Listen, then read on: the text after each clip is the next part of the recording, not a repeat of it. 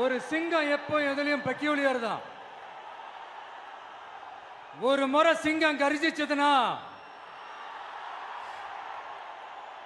அந்த சவுண்ட்ல ஒரு 8 கிலோமீட்டருக்கு சும்மா அதிரும், எல்லா திசைகளும் அதிரும். அப்படிப்பட்ட அந்த சிங்கம் வேட்டைக்கு மட்டும்தான் வெளியில வரும், வேடிக்கை பார்க்கறதுக்கெல்லாம் வெளியில வராது. வேட்டையில கூட உயிரோடு இருக்கிற மிருகங்களை தான் வேட்டையாடும். அதுலயும் பெரும்பாலும் தன்னை விட பெரிய சைஸ் உள்ள மிருகங்களை தான் குறி வச்சு தாக்கும், ஜெயிக்கும். எவ்வளவு பசியில் இருந்தாலும் உயிர் இல்லாததை, கெட்டு போனதை தொட்டு கூட பார்க்காது. அப்படிப்பட்ட அந்த சிங்கம் அவ்வளவு ஈஸியா எதையும் தொடாது, தொட்டா விடாது. காட்டோட 4 பக்கமும் மார்க்கிங் மை டெரிட்டரின்னு தன்னுடைய பவுண்டரியை தானே வகுக்கும். அப்படிதான் அந்த காட்டையே தன்னோட கண்ட்ரோல்ல வச்சிருக்கும். சிங்கத்துக்கு கூட்டத்தோட இருக்கிறதுக்கும் தெரியும், தனியா இருக்கிறதுக்கும் தெரியும். அப்படியே தனியா வரணும்னு நினைச்சாலும் அஞ்சாம அலட்டிக்காம சும்மா கெத்தா தனியா வந்து அத்தனை பேருக்கும் தண்ணி காட்டும். எப்போ எதுலயும் தன்னோட தனித்தன்மையை இழக்கவே இழக்காது. Yes, a lion is always a lion.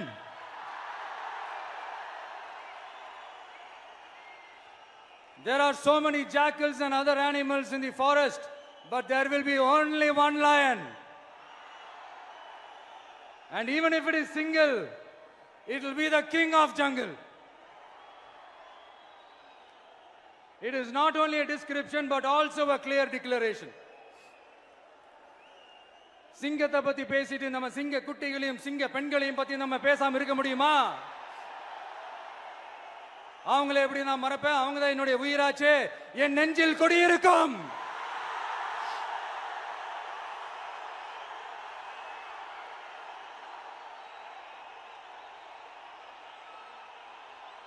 என்னுடைய தோழர்களுக்கும் தோழிகளுக்கும்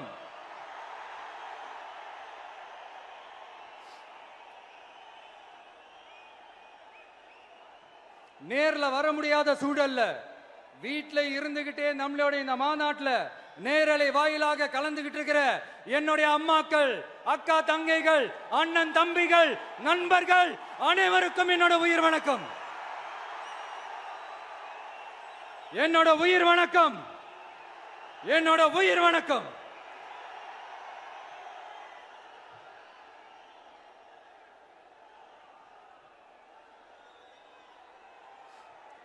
வீரம் விளையும் மாமதுரை மண்ணை வணங்குகிறேன்.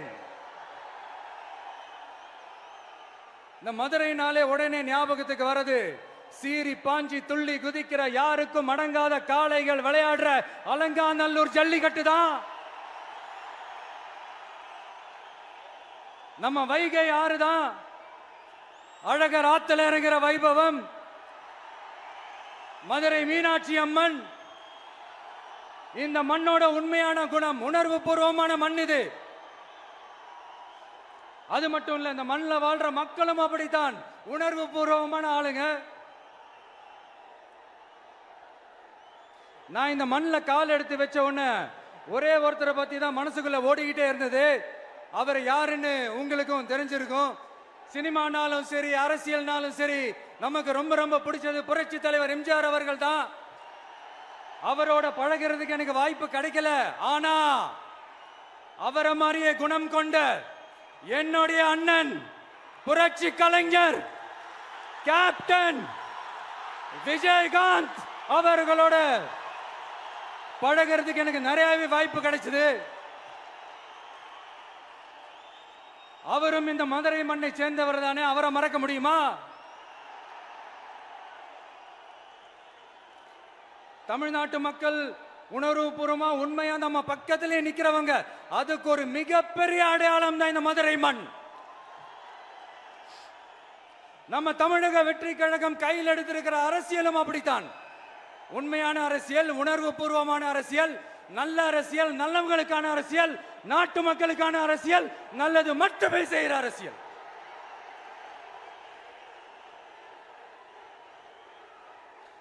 இதோ நம்மளுடைய இந்த இரண்டாவது மாநில மாநாடு வாகை சூடும் வரலாறு திரும்புகிறது. அப்படி இந்த மாநாட்டுக்கு பேர் வச்சிருக்கிறோம். 1967லயும் 1977லயும் நம்ம தமிழக அரசியல் ஒரு மிகப்பெரிய ஆட்சி அதிகார மாற்றங்கள் ஒண்ணு நடந்துச்சு இல்லையா? அதே மாதிரிதான் அடுத்த வருஷம் 2026ல அப்படி ஒரு வரலாறு திரும்ப போகுதுன்னு உறுதியா சொல்றதுக்கான மாநாடு தான் நம்மளோட இந்த இரண்டாவது மாநில மாநாடு. விக்கிரவாண்டி விசாலையில் நம்மளுடைய ஃபர்ஸ்ட் மாநாடு நடத்தணும், வெற்றி கொள்கை திருவிழா. அதுக்கப்புறமே நீங்க பார்த்திருப்பீங்க தமிழக அரசியல் அந்த தட்ப வெப்பத்தையே மாத்தினுச்சு. நமக்கு எதிராக எத்தனை குரல்கள். ஆனா உங்களுக்கு தான் நம்மளை பத்தி நல்லா தெரியுமே, எந்த குரலையும் காதலையே போட்டுக்காம மக்களோட குரலை மட்டுமே கேட்டுக்கிட்டு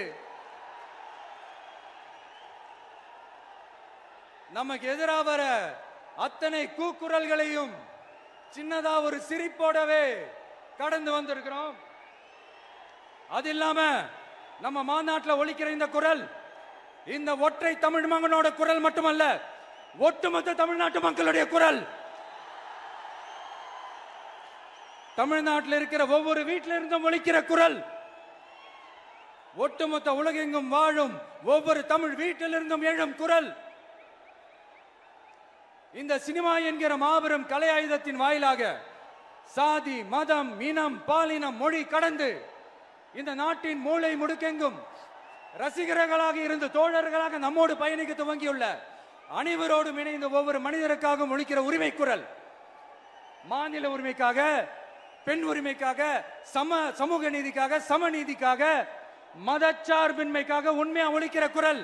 அதனால் இந்த குரலுக்கு எதிராக இன்னும் இன்னும் எத்தனை குரல்கள் வந்தாலும் ஓங்கி ஒலிக்குமே தவிர ஒரு நாளும் ஓயவே ஓயாது. Yes, it is an unstoppable voice, an unstoppable force.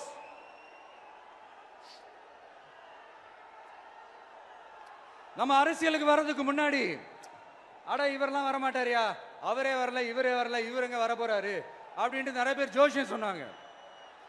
அப்புறம் நம்ம கட்சியினுடைய பேர் அறிவிச்சதுக்கு அப்புறம் பேரு தானே அறிவிச்சிருக்கிறாரு, மக்கள் கிட்ட பேர் வாங்கணும்ல, அதெல்லாம் முடியாதுன்னாங்க. அப்புறம் ரொம்ப முக்கியமா மாநாடுலாம் எவ்வளவு பெரிய விஷயம், அதெல்லாம் இவர் ஒத்தால எப்படி பண்ண முடியும், சும்மா பக்கத்தில் புசியானதை வச்சுக்கிட்டு மாநாடுல எப்படி நடத்தி காட்ட முடியும், அதெல்லாம் அவங்களால முடியாது. அப்புறம் மழை பெஞ்சு எல்லாத்தையும் கெடுத்துரும். ஏன் என் கூட இருக்கிறவங்களே கூட தான் சொன்னாங்க. அதுக்கப்புறம் என்ன நடந்துச்சுன்னு உங்க எல்லாருக்குமே தெரியும். இப்ப புதுசா ஒண்ணு சொல்ல ஆரம்பிச்சிருக்கிறாங்க. அது என்னடானா, ஆட்சியை பிடிக்கிறதெல்லாம் அவ்வளவு ஈஸி இல்லை இல்லையா. இப்ப அதெல்லாம் விட்டாங்க, இப்ப இங்க வந்துட்டாங்க. இவர் நேரா ஷூட்டிங்ல இருந்து வருவாராம், வந்து ஆட்சியை பிடிப்பாராம். அது எப்படி இவராலே முடியும், அவராலே முடியல, இவராலே முடியல, அவருக்கு அத்தனை வருஷம் ஆச்சு, இவராலே எப்படி முடியும்ட்டு ஒரு பக்கம். இன்னொரு பக்கம் கூட்டம்லாம் ஓகே தான், அது எப்படி ஓட்டா மாறும் அப்படின்றது இன்னொரு பக்கம். இப்படி கதை, திரைக்கதை, வசனம், இயக்கம், பாடல்கள்,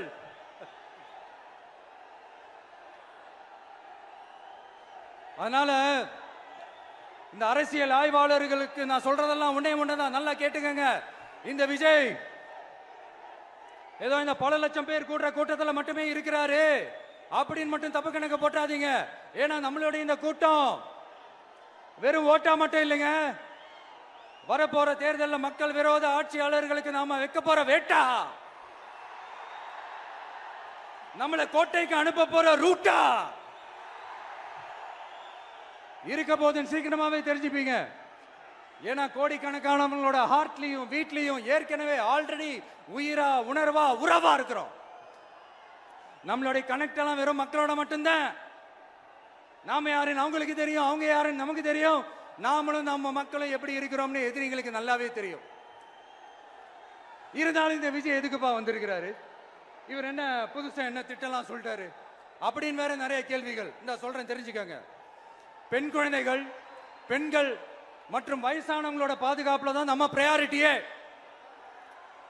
அடுத்து இளைஞர்கள், உழவர்கள், உழைப்பாளர்கள், நெசவாளர்கள், மீனவர்கள், ஆதரவற்ற முதியோர்கள், மாற்றுத்திறனாளிகள், மூன்றாம் பால் இனத்தவர்கள்னு இன்னும் யாருக்கெல்லாம் கவர்மெண்டோட ஒரு ஸ்பெஷல் அட்டென்ஷன் தேவையோ அவங்க எல்லாருக்குமான ஒரு கவர்மெண்ட் அமைக்கிறது தான் நம்ம இலக்கே.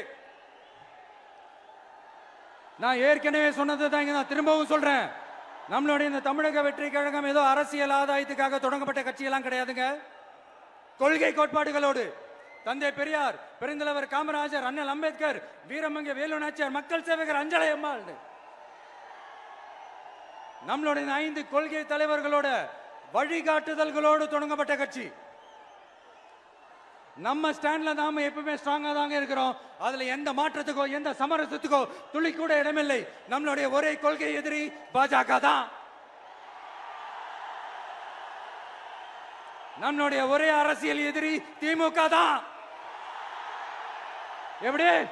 நம்மளுடைய ஒரே கொள்கை எதிரி, நம்மளுடைய ஒரே அரசியல் எதிரி ஏதோ அண்டர் கிரவுண்ட் ஆதாயத்துக்காக டீல் போட்டுக்கிட்டு டீல் பேசிக்கிட்டு இந்த அலையன்ஸ் வச்சுக்கிட்டு இந்த ஊரை ஏமாத்துற கட்சி எல்லாம் நம்ம டிவிக்கே கிடையாதுங்க. யாருக்காகவும் எதுக்காகவும் எந்த பயமும் கிடையாது. மாபெரும் பெண்கள் சக்தி நம்மளோட இருக்கிறாங்க. மாபெரும் இளைஞர்கள் சக்தி நம்மளோட இருக்கிறாங்க. ஒட்டுமொத்த தமிழ்நாட்டு மக்களுடைய சக்தி நம்மளோட நிக்கிறாங்க. அப்படி இருக்கும்போது இந்தியாவில் இருக்கிற எல்லா ஸ்டேட்லயும் வாழ்ற நம்ம தமிழ் நெஞ்சங்கள் மட்டும் இல்ல, உலகம் பூரா 100க்கும் மேலான நாடுகள்ல வாழ்ற நம்ம தாய் தமிழ் உறவுகள் எல்லாருமே என்ன விஜய் தளபதி விஜய் இல்லனா விஜய் தளபதி இப்படி சொந்தம் கொண்டாடுற கோடிக்கணக்கானவங்களோட அன்பு மாசியும் நம்மளோட இருக்கும்போது, இவங்க எல்லாருமே நம்மளோட நிற்கும் போது எதுக்குங்க இந்த பாசிச பாஜகவோட நேரடி கூட்டணியோ இல்ல மறைமுக கூட்டணியோ உறவு வச்சுக்க? நாம என்ன உலகமாக ஊழல் கட்சி? என்ன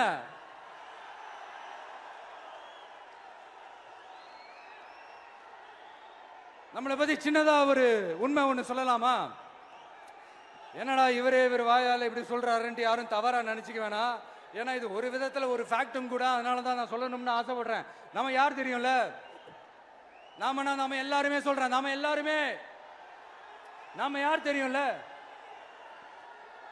இந்தியாவின் மாபெரும் மக்கள் சக்தி கொண்ட ஒரு மகத்தான வெகுஜன மக்கள் படை.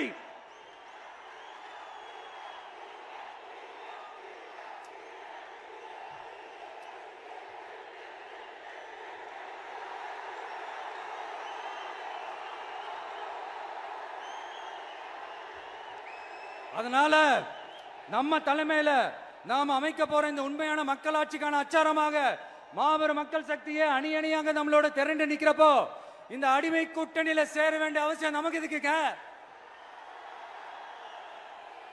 நம்மளுடைய இந்த கூட்டணி சுயம் இழந்த கூட்டணியெல்லாம் இருக்காது, சுய மரியாதை கூட்டணியா தான் இருக்கும். இந்த ஒரு பக்கம் RSS கிட்ட அடிபணிஞ்சுக்கிட்டு, இன்னொரு பக்கம் மதச்சார்பற்ற கூட்டணின்னு இந்த மக்களை ஏமாத்துற கூட்டணியெல்லாம் நம்ம கூட்டணி இருக்காது.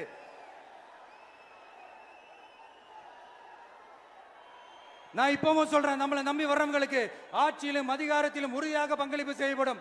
உடனே இந்த கேள்விகள்லாம் வரும். அப்ப யாரு கூட்டணி, யாரு வரா, யாரு போறா, இந்த கேள்விகள்லாம் வரும். இந்த கேள்விகளுக்கெல்லாம் ஒரே ஒரு பதில் தான், சஸ்பென்ஸ்ல சஞ்சாரம் செய்யுங்க. ஆனா ஒண்ணு, 2026ல 2 பேருக்கு நடுவுல தான் போட்டியே. ஒன்னு டிவிகே, இன்னொன்னு டிஎம்கே. இந்த போட்டி எப்படி இருக்க போதுன்னா, இந்த அலையன்ஸை வச்சு எப்படியாவது நம்ம தப்பிச்சிடலாம். என்ன இந்த பழைய இந்த மேத்தமேட்டிக்ஸ் அரித்மேட்டிக்ஸ் இதெல்லாம் வச்சு எப்படியாவது நம்ம தப்பிச்சிடலாம் அப்படின்னு நினைக்கிறவங்களோட அந்த கனவு ஒரு நாளும் மைப்படாது. சரி, இப்ப நம்ம வேற ஒரு ஏரியாவுக்கு ஒண்ணு வருவோம். எதிர்காலம் வரும், என் கடமை வரும், இந்த கூட்டத்தின் ஆட்டத்தை ஒழிப்பேன்.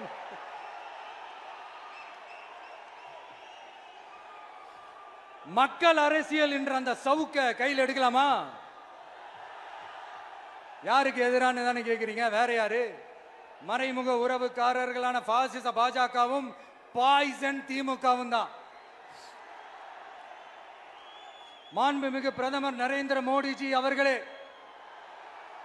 3வது முறையா ஒன்றியத்தோட ஆட்சி அதிகாரத்தை நீங்க தானே கையில் வச்சிருக்கிறீங்க. இல்ல நாங்க தெரியாம தான் கேட்கிறோம். நீங்க ஆட்சிக்கு வந்தது ஒட்டுமொத்த மக்களுக்கும் நல்லது செய்யவா, இல்ல நம்மளுடைய இந்த இஸ்லாமிய நண்பர்களுக்கும் இஸ்லாமிய தோழர்களுக்கும் எதிராக சதி செய்யவா? மக்களுக்கு உங்ககிட்ட கேட்கறதுக்குன்னு ஏராளமான கேள்விகள் இருக்குது. அதனால அவங்க சார்பா அவங்கள ஒருத்தனா அவங்களோட ஒரு உண்மையான ஒரு பிரதிநிதியா உங்ககிட்ட சில கேள்விகள் கேட்கணும். மிஸ்டர் பிரைம் மினிஸ்டர் அவர்களே, நம்ம தமிழ்நாட்டு மீனவர்கள் கிட்டத்தட்ட ஒரு 800 பேருக்கு மேல இலங்கை கடற்படையால தாக்கி அழிக்கப்பட்டிருக்கிறாங்க. அதை கண்டிக்கிறதுக்காக உங்களை பெருசா எதுவும் செய்ய சொல்லல, சின்னதா ஒண்ணே ஒண்ணு மட்டும் செஞ்சு கொடுங்க. இனிமேலாச்சும் எங்களுடைய மீனவர்கள் பாதுகாப்பா இருக்கிறதுக்காக இந்த கச்சத்தீவை இலங்கை கிட்ட இருந்து மீட்டு கொடுத்துருங்க, அது போதும். உங்களுடைய இந்த முரட்டு பிடிவாதத்தால நீங்க நடத்துற இந்த நீட்டு தேர்வு, அதனால இங்க என்னென்ன நடக்குதுன்னு சொல்றதுக்கே மனசு வலிக்குது. அதனால அந்த நீட்டு தேர்வு தேவையில்லைன்னு அறிவிச்சிருங்க, அது போதும். செய்வீர்களா திரு நரேந்திரபாய் தாமோதர் மோடிஜி அவர்களே? எங்களுக்கு என்னென்ன தேவையோ என்னென்ன நல்லதோ அதெல்லாம் செய்ய மாட்டேங்கிறீங்க. ஆனா ஆட்சி அதிகாரத்தை மட்டும் கையில வச்சுக்கிட்டு மக்களை ஏமாத்த நேரடியாக ஒரு பாசிச பாஜக அடிமை கூட்டணி ஒண்ணு. அடுத்து உங்களோட இந்த மைனாரிட்டி ஆட்சியை ஓட்டுறதுக்காக மறைமுகமாக RSS அடிமை குடும்பம்னு இன்னொரு கூட்டணி. இப்படி மக்கள் சக்தியே இல்லாத இந்த ஊழல் கட்சிகளை மிரட்டி அடிபணிய வச்சு 2029 வரைக்கும் சொகுசு பயணம் போயிடலாம்னு திட்டம் தீட்டி வச்சிருக்கிறீங்க. அதானே ஜி? என்ன ஜி? ஒண்ணு மட்டும் சொல்றேன், தெரிஞ்சுக்கங்க.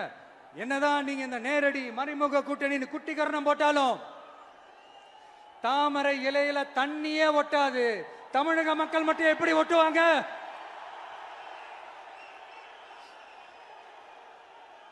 இங்க ஒரு MP சீட்டு கூட தரலன்றதுக்காக தமிழ்நாட்டுக்கும் தமிழ்நாட்டு மக்களுக்கும் எதுவுமே செய்யாம ஓரவஞ்சனை செய்யுது இந்த ஒன்றிய பாஜக அரசு. சங்கம் வச்சு தமிழ் வளர்த்த மண் இந்த மதுரை மண். அதனால இங்க அந்த கீழடியில கிடைச்ச ஆதாரங்களை எல்லாம் மறைச்சிட்டு எங்க நாகரிகத்தையும் எங்க வரலாறையும் அழிக்கிறதுக்காக உள்ளடி வேலை செய்யலாம்னு நினைக்கிறீங்க. தமிழ்நாட்டை தொட்ட என்ன நடக்கும் நீங்க பல உதாரணங்கள் இருக்குது. அதனால இதையெல்லாம் மறைச்சிட்டு எங்க மக்களை ஏமாத்திடலாம்னு மட்டும் நினைக்காதீங்க. மத நல்லிணக்கத்திற்கு பெயர் பெற்ற இந்த மதுரை மண்ணிலிருந்து சொல்றேன், உங்க எண்ணம் எல்லாம் ஒரு நாளும் ஈடேறாது.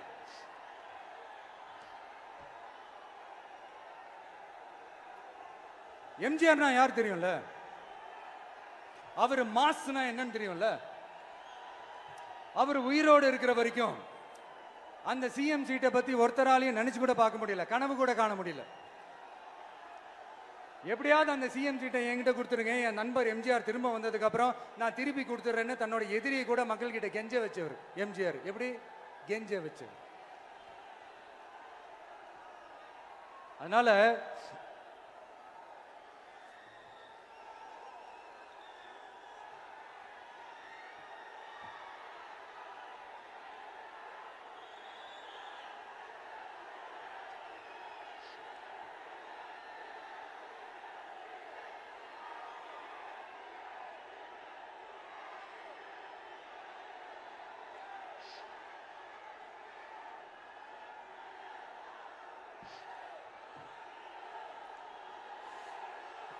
ஆனா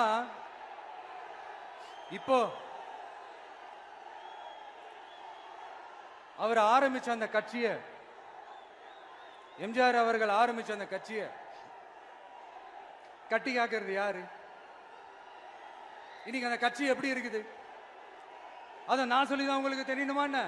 அப்பாவி தொண்டர்கள் அதை வெளியில சொல்ல முடியாம வேதனையில தவிக்கிறாங்க. 2026 சட்டமன்ற தேர்தலில் யாருக்கு ஓட்டு போடணும், எப்படிப்பட்ட ஆட்சி இங்க அமையணும்னு அந்த அப்பழுக்கற்ற அந்த தொண்டர்களுக்கும் ரொம்ப நல்லாவே தெரியும். அதனால என்ன வேஷம் போட்டுக்கிட்டு பாஜக இங்க தமிழ்நாட்டுக்குள்ள வந்தாலும் அவங்க வித்தை எல்லாம் இங்க வேலைக்கே ஆகாது. இப்படி பொருந்தா கூட்டணியா இந்த பாஜக கூட்டணி இருக்கிறதுனால இப்ப ஆட்சியில இருக்கிற இந்த வெற்றி விளம்பர மாடல் திமுக என்ன செய்யுதுன்னு தெரியும்ல? பாஜகவோட உள்ளுக்குள்ள ஒரு உறவை ஒண்ணு வச்சுக்கிட்டு வெளியில எதிர்க்கிற மாதிரி ஒரு டிராமா ஒண்ணு பண்ணிக்கிட்டு, எதிர்கட்சியா இருந்தா போங்க மோடின்னு பலூன் விடுறது, ஆளுங்கட்சியா இருந்தா வாங்க மோடின்னு கொடை பிடிச்சுக்கிட்டு கும்பிடு போடுறது. இது மட்டுமா? ஒரு ரைடுன்னு ஒன்று வந்துட்டா போதும். இது வரைக்கும் போகவே போகாத ஒரு மீட்டிங், அதை காரணம் காட்டி டெல்லிக்கு போறது, அங்க ஒரு சீக்கிரட் மீட்டிங் நடத்துறது. நல்லா நோட் பண்ணணும் மக்களே, அந்த மீட்டிங் அப்புறம் இந்த இஷ்யூ அப்படியே காணாம போயிருக்குமே. அதேதான். Stalin uncle, what uncle is very wrong uncle.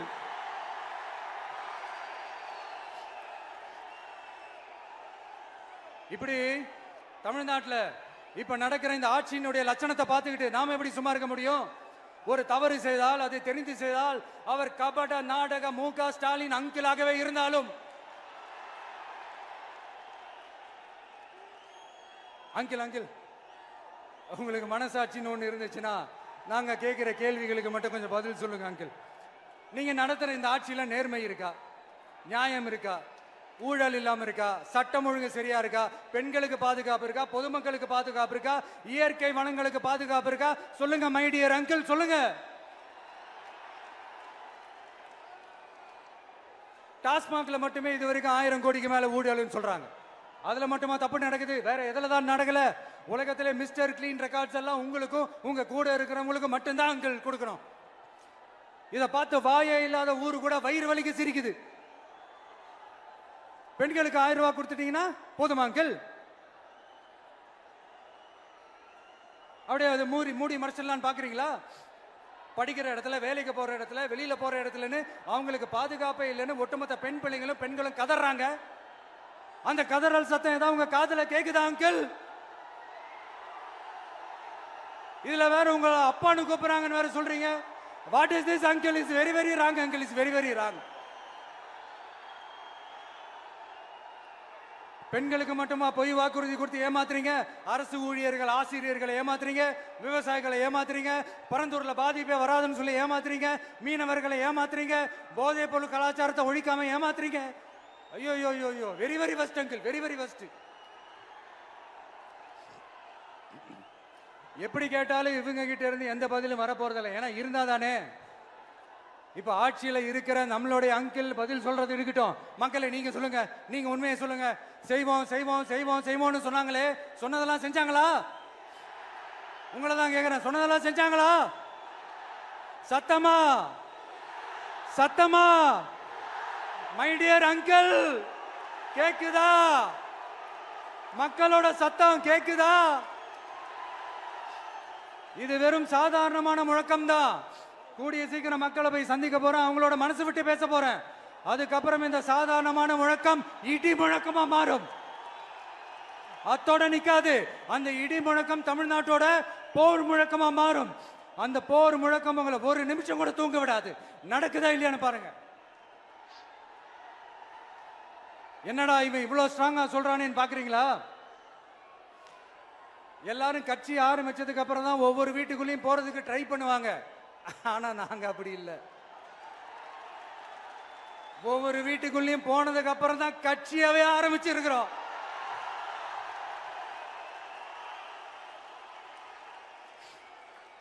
அதனால ஒட்டுமொத்தமா எல்லாருமா சேர்ந்து இந்த திமுக ஆட்சிய, கபட நாடக திமுக ஆட்சிய 2026 தேர்தலில் வீட்டுக்கு அனுப்புறோம். வீட்டுக்கு அனுப்புறோம். என்ன நண்பா, சரிதானே? என்ன நண்பி, செய்வீர்கள் தானே? இப்போ உங்களுக்கு சின்னதா ஒரு சர்ப்ரைஸ். நம்ம கட்சியினுடைய வேட்பாளர் பட்டியலை இப்ப நான் அறிவிக்க போறேன். மதுரை கிழக்கு வேட்பாளர் விஜய். இன்னும் முடிக்கல. ஒரு நிமிஷம், இன்னும் முடிக்கல. மதுரை மேற்கு வேட்பாளர் விஜய். மதுரை மத்தி வேட்பாளர் விஜய். மதுரை தெற்கு வேட்பாளர் விஜய். மதுரை வடக்கு வேட்பாளர் விஜய். மேலூர் விஜய். சோழவந்தான் விஜய். திருப்பரங்குன்றம் விஜய். திருமங்கலம் விஜய். உசிலம்பட்டி விஜய்.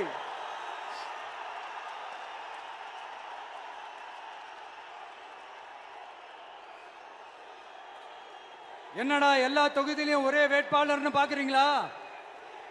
234 தொகுதியிலும் இந்த விஜய் தான், அதாவது உங்க விஜய் தான் உங்க சின்னம். இன்னும் சிம்பிளா சொல்லணும்னா உங்க வீட்டில் இருக்கிற ஒருத்தர் தான் வேட்பாளரா நிக்க போறாங்க. அந்த வேட்பாளரும் நானும் வேறு வேறு இல்லை. நீங்க அவருக்கு ஓட்டு போட்டீங்கன்னா எனக்கு ஓட்டு போட்ட மாதிரி, இந்த முகத்துக்காக நீங்க ஓட்டு போட்டீங்கன்னா உங்க வீட்டில் இருக்கிற உங்களுடைய வேட்பாளர் ஜெயிச்ச மாதிரி. என்னடா இவர் ஏதோ ஓவரா சொல்றாருன்னு நினைக்க வேணாம். பிராக்டிக்கலா அப்படிதான் இருக்கும், அப்படிதான் இருக்கணும். நீங்களும் அப்படிதான் நினைப்பீங்கன்னு நான் நம்புறேன். ஏன்னா இது நம்மளை விட நம்ம எதிரிங்களுக்கு இன்னும் நல்லாவே தெரியும். அதனால எல்லாம் இந்த அதிகார பலம் எல்லாத்தையும் தூக்கிட்டு வந்துருவாங்க. வரட்டும், பாத்துக்கலாம். TVK will take it, TVK will meet it, TVK will compete with it and TVK will conquer it, TVK will conquer it.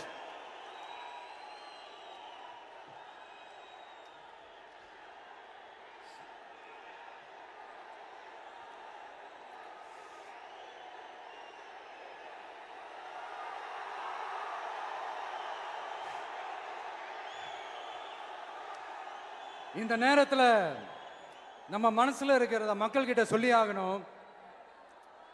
Thoothukudi ஸ்னோலினோட அம்மா என்ன அவங்களோட தம்பி, இன்னும் அவங்க பொண்ணுக்கு நான் தாய் மாமன்னு சொன்னாங்க. அந்த அக்காவோட குழந்தைங்க மட்டும் இல்லைங்க, என்ன அண்ணனா தம்பியா நினைக்கிற தமிழ்நாட்டில் இருக்கிற என்னோட எல்லா சகோதரிகளின் குழந்தைகளுக்கும் நான் இன்னைக்கு மட்டும் இல்ல, என்னைக்குமே ஒரு தாய் மாமனா தான் இருப்பேன். நீங்க எல்லாரும் என்னுடைய ரத்த உறவு, கூட பிறந்த பொறுப்பு. என் வீட்டு ரேஷன் கார்டுல வேணா உங்க பேர் இல்லாம இருக்கலாம், உங்க வீட்டு ரேஷன் கார்டுல வேணா என் பேர் இல்லாம இருக்கலாம். ஆனா நாம எல்லாரும் ஒண்ணுதான், உறவுதான். நமக்கு இடையே எந்த அரசியலும் உள்ள நுழையவே முடியாது.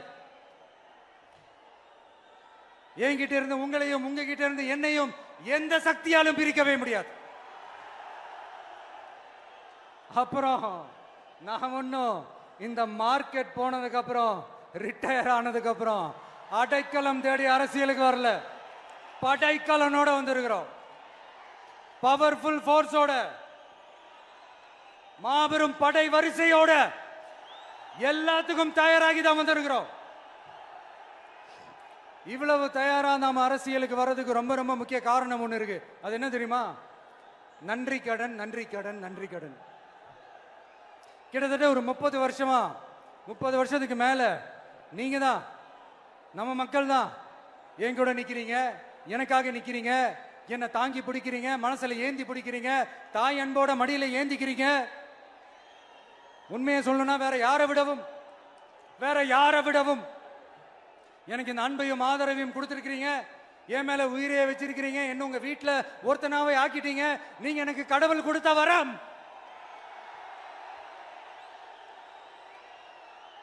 உலகம் பூரா நமக்காக நம்ம கூட நிக்கிற நம்ம மக்களை நான் எப்படி மறப்பேன்? நான் என் லைஃப்ல ரொம்ப உயிரா நினைக்கிறதே பெண்களை, குழந்தைங்களை, இளைஞர்களை, உழைக்கிற மக்களை தான். இவங்க தான் நம்மளோட வகைரா. இதை பார்த்துதான் நம்மளோட எதிரிகளுக்கு பத்தி எரியுது. அதுக்காக நாம என்ன செய்ய முடியும்? அதனால நம்ம உறவுகளை, சொந்தத்தை, வகைராவை யாருக்காகவும் எதுக்காகவும் விட்டு கொடுக்க முடியாது இல்லையா? Here at this moment among this August gathering, I want to open my heart and say I enjoy people, I respect people, I worship people.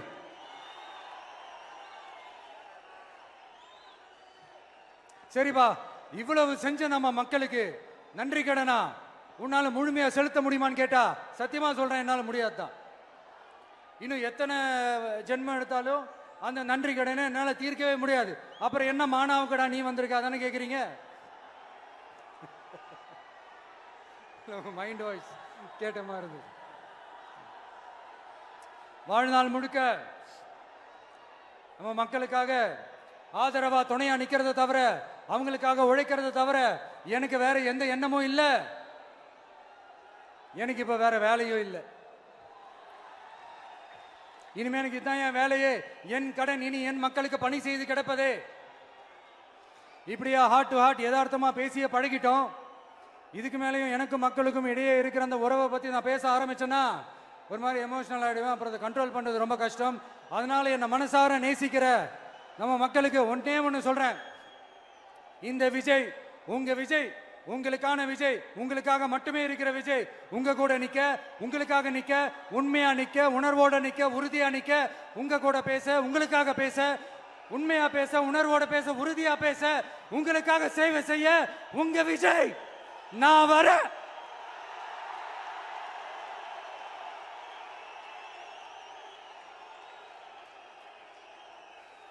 சொல்லல முக்கியம், செயல் செயல் செயல் தான் முக்கியம். செய்கை தான் சும்மா சிறப்பா இருக்கணும்.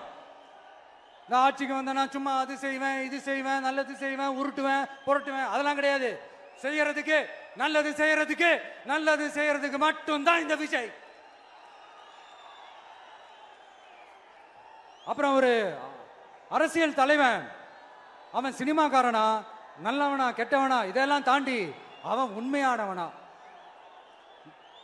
அதுதான் ரொம்ப ரொம்ப முக்கியம். இது சம்பந்தமா ஒரு குட்டி கதை ஒன்று சொல்றேன். ஒரு நாட்டில் ஒரு ராஜா தனக்கு பக்கபலமா இருக்கிறதுக்காக, கூட துணையா இருக்கிறதுக்காக ஒரு தளபதியை தேடுறாரு. சரியான தகுதிகளோட ஒரு 10 பேர் செலக்ட் ஆகுறாங்க. ஆனா அதுல ஒருத்தர் மட்டும் தான் செலக்ட் பண்ணணும். அதனால அந்த ராஜா என்ன பண்றாருன்னா ஒரு டெஸ்ட் வைக்கிறாரு. அந்த 10 பேர் கையிலையும் விதை நெல்லை கொடுத்து இதை நல்லா வளர்த்து கொண்டு வாங்க, ஒரு 3 மாசம் கழிச்சு வாங்கன்னு சொல்லி அனுப்பி வச்சிடுறாரு.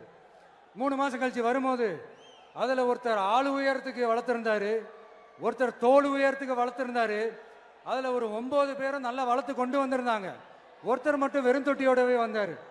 என்னன்னு கேட்டதுக்கு, நானும் தண்ணி ஊத்தி ஊத்தி பாக்குறேன், உரம் வச்சு வச்சு பாக்குறேன், வளரவே மாட்டேங்குது ராஜா, என்ன பண்றதுன்னு தெரியலன்னு சொன்னதுக்கு ராஜா அவரை கட்டி அணைச்சிக்கிட்டு, இனிமே நீதான் என்னுடைய தளபதி, எல்லா அதிகாரமும் உனக்கு தான் சொன்னாரு. ஏன்னா அந்த 10 பேர் கையிலையும் ராஜா கொடுத்தது அவித்த விதை நெல், அது முளைக்கவே முளைக்காது.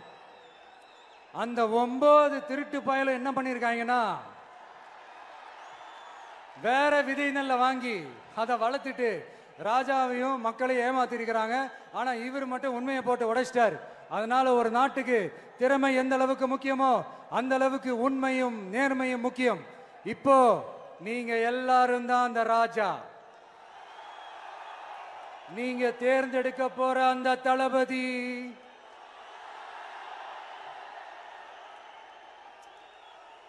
சும்மா சினிமாக்காரன் சினிமாக்காரன் சினிமாக்காரன். அம்பேத்கர் அவர்களை தோக்கடிச்சது சினிமாக்காரன் இல்ல, அரசியல்வாதி. காமராஜர் அவர்களை தோக்கடிச்சது, இங்க விருதுநகர் பகுதியில் தோக்கடிச்சது சினிமாக்காரன் இல்ல, இன்னொரு அரசியல்வாதி. இன்னைக்கும் நம்ம கூட வாழ்ந்துட்டு இருக்கிற நல்ல கண்ணு ஐயாவை தோக்கடிச்சது சினிமாக்காரன் இல்ல, அரசியல்வாதி. இப்படிப்பட்ட நல்ல நல்ல தலைவர்களை எதிர்த்து நின்று தோக்கடிக்கணும்னு அந்த எண்ணத்தை உருவாக்குனது சினிமாக்காரன் இல்ல, அரசியல்வாதி. அதனால எல்லா அரசியல்வாதியும் அறிவாளியும் கிடையாது, எல்லா சினிமாக்காரனும் முட்டாளும் கிடையாது. கான்பிடண்டா இருங்க, நல்லதே நடக்கும், வெற்றி நிச்சயம். மீண்டும் சந்திக்கும் வரை நன்றி, வணக்கம்.